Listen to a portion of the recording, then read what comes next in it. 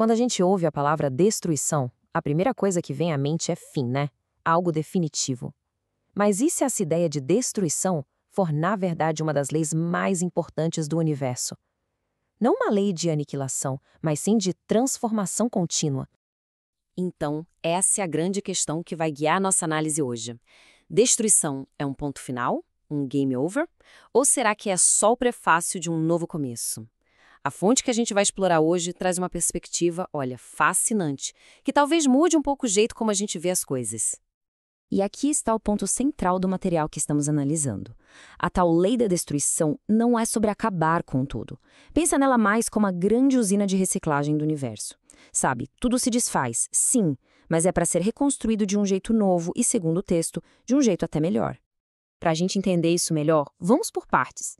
A primeira forma dessa lei é a que a fonte chama de destruição necessária. E é aqui que o conceito fica bem interessante porque ela é apresentada como uma força da natureza e, acredite, uma força positiva. Olha que interessante como o texto detalha o porquê dessa destruição ser natural. Ela tem basicamente duas grandes missões. A primeira é manter o equilíbrio, né, impedir que a reprodução de uma espécie acabe sufocando as outras. A segunda é reaproveitar tudo. Os restos do corpo físico viram matéria-prima para novas vidas. É o ciclo perfeito da renovação que é fundamental para a evolução de todo mundo. E isso nos leva a uma ideia-chave aqui. O corpo físico é visto como se fosse uma roupa, uma casca, algo temporário.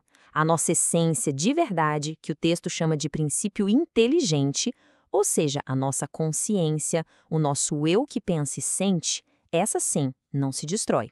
Na visão apresentada, o que se destrói é só o involucro. A vida mesmo, na sua essência, continua. Mas claro, nem toda destruição é natural. E agora a gente chega no outro lado da moeda, a destruição abusiva, um desvio da lei que, segundo a fonte, é causado pela ação do ser humano. E essa comparação deixa a diferença bem nítida. De um lado, a destruição necessária. Vem da lei da natureza, busca renovar e o resultado é progresso. Do outro lado, a abusiva. Nasce da nossa imperfeição humana. É motivada por ganância, por egoísmo e o resultado, segundo a fonte, é uma violação de uma lei maior. Isso não é só teoria, né? É o que a gente vê todo dia no noticiário. O texto cita exemplos que conhecemos bem. Exploração de recursos naturais sem controle, comida sendo destruída por questões econômicas, a poluição que afeta o planeta inteiro, o desmatamento, são todas formas dessa destruição que passa e muito do limite da necessidade. Avançando um pouco mais, o material introduz um conceito ainda mais profundo, os flagelos destruidores.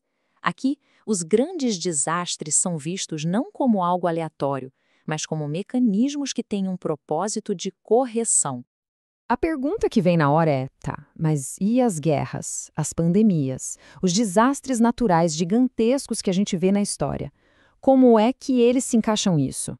A resposta da fonte é, sem dúvida, desafiadora. Ela sugere que esses eventos são permitidos para acelerar o progresso da humanidade. É como se, através do choque, da adversidade, a gente, como coletividade, fosse forçado a dar um salto de avanço moral em poucos anos. Um avanço que, de outro jeito, levaria séculos. E a análise ainda divide esses flagelos em duas categorias bem claras. Existem os flagelos naturais, como terremotos e secas, que acontecem independentemente da nossa vontade. E existem os flagelos causados pelo homem, que nascem direto das nossas paixões, das nossas imperfeições, com as guerras e os conflitos sociais sendo os maiores exemplos. Então, qual seria o objetivo de tudo isso? Segundo a fonte, essas crises são, na verdade, grandes oportunidades. Elas nos forçam a usar nossa inteligência para achar soluções, a desenvolver paciência e, talvez o mais importante, a colocar em prática qualidades como a solidariedade e o amor ao próximo, superando o nosso próprio egoísmo. Isso tudo nos leva para a parte final, que é a mais esperançosa, a de que a gente pode sim superar esses ciclos de dor e destruição.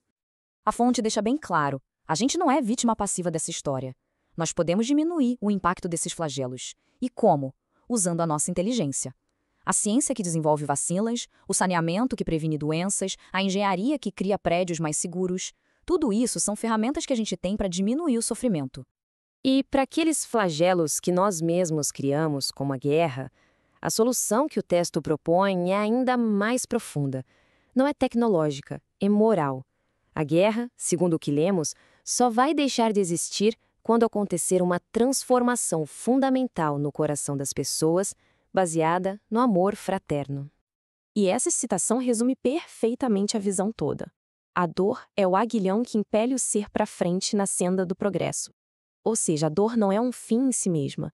Ela é vista como um catalisador, um empurrão que nos força a mudar quando outros métodos não funcionam. E isso nos deixa com uma reflexão final. A fonte sugere que a dor se torna necessária porque muitas vezes a gente não escolhe o caminho do amor e da inteligência por vontade própria. Então, a pergunta que fica no ar é: será que a gente consegue, como indivíduos e como sociedade, aprender a escolher o progresso sem precisar do empurrãozinho da dor?